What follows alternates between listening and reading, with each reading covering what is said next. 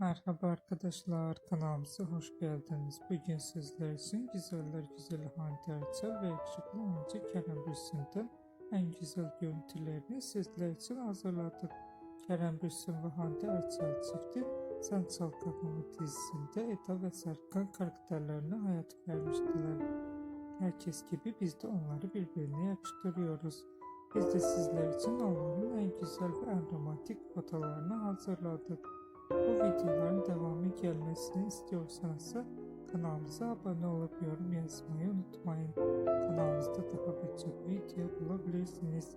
Bizi izlemeye devam edin. Herkese teşekkür ederiz.